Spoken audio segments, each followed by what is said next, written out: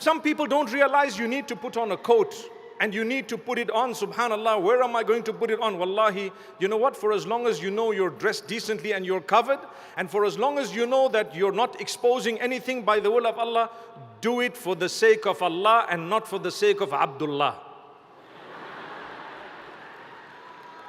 Right? And this is why this evening we seated all the Abdullahs down here and all the rest at the top there, mashallah. They say that the sisters are perhaps 80% and the brothers are 20%, subhanallah. And those 20 dictate the pace. No, that's not going to happen. It's Allah who dictates the pace by the will of Allah. Do you know when you turn to Islam, when you become practicing, or when you've just said your shahada, you will face many challenges. It happened from the time of the Prophet ﷺ, the earliest of those who accepted the message. They faced persecution in Mecca. So much in terms of persecution that they were shaken and they called out to Allah. They were chosen by Allah to be the first of the people to accept Islam, yet they struggled more than anyone else. They were threatened. Many of them were beaten. Look at Bilal ibn Rabah radiyallahu anhu. What an example. Look at the family of Yasir, known as Al Yasir. How much did they suffer? They were murdered, some of them. May Allah Almighty grant them the highest ranks of Jannah.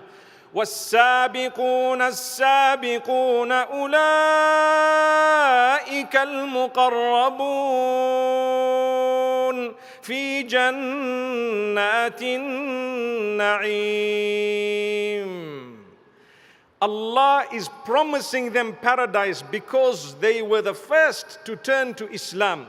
They were the ones who came in right at the beginning. Allah's telling them, you know what? They are the close ones. For them, they will be paradise. They will receive and achieve more than they would ever have imagined.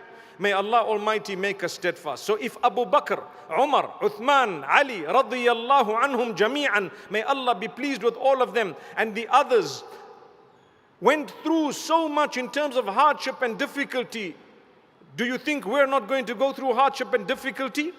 You need to learn to be a proud Muslim, not pride that comes with arrogance and haughtiness and belittlement of others and rejection of the truth, but rather the pride as in happiness. I'm happy to be a Muslim.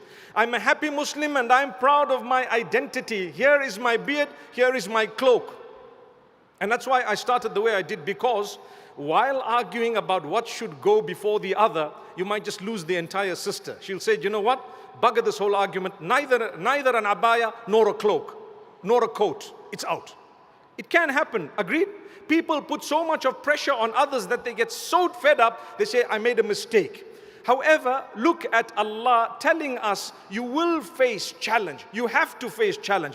Don't give up your identity because a few people might have spat in your direction, a few people might have said a few hurtful words, a few people might have hurt you in one way or another. You can deal with that.